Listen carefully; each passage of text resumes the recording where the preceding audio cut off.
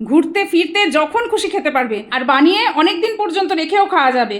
অসংখ্য লেয়ারওয়ালা খাস্তা খুব সহজে বানানো যাবে। তো এখানে আমি 1 কাপ ময়দা নিয়ে নিয়েছি, সামান্য একটু নুন, 1 চামচ চিনি, আর দিয়ে দিয়েছি একটুখানি আজওয়াইন, হাতে ডলে দিয়েছিলাম।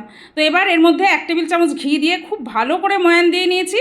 এবার অল্প অল্প করে জল দিয়ে ভালো করে মেখে একটা ডো তৈরি করতে হবে। ডোটা খুব টাইটও হবে না, আবার খুব নরমও হবে না। তো ডোটাকে 10 মিনিটের জন্য রেস্টে রেখে এখানে একটা বাটির মধ্যে 1 চামচ ময়দা নিয়েছি, তার মধ্যে একটুখানি ঘি দিয়ে এরকম একটা মিশ্রণ তৈরি করে নিয়েছি।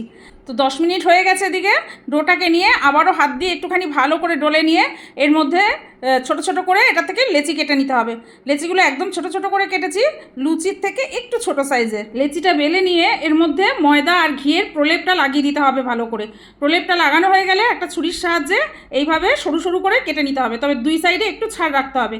আর দেখে বুঝে নাও, এবার দুটো সাইড ধরে এইভাবে মুড়িয়ে দিতে হবে। খুব সহজেই মোড়ানো যাবে। এই যে দেখো, সুন্দরভাবে মোড়ানো হয়ে গেলে দুটো সাইড টেনে একটু পেঁচিয়ে গিট দেওয়ার মতন গিট দিয়ে দিতে হবে। ব্যাস, তাহলেই তৈরি হয়ে গেল একটা অসংখ্য লেয়ারযুক্ত খাস্তা। এবার কড়াইতে তেল বসিয়ে হালকা গরম করে সবগুলো এর মধ্যে দিয়ে উল্টে পাল্টে একটু লাল লাল করে ভেজে নিলেই কিন্তু দুর্দান্ত স্বাদের লেয়ার মটরি একদম রেডি। আর এর মধ্যে আমি একটু উপর থেকে মশলা ছড়িয়ে দেব, তাহলেই তৈরি হয়ে যাবে মশলা লেয়ার মটরি। এর বড় ভিডিওটা দেয়া আছে, তোমরা চাইলে দেখে নিতে পারো।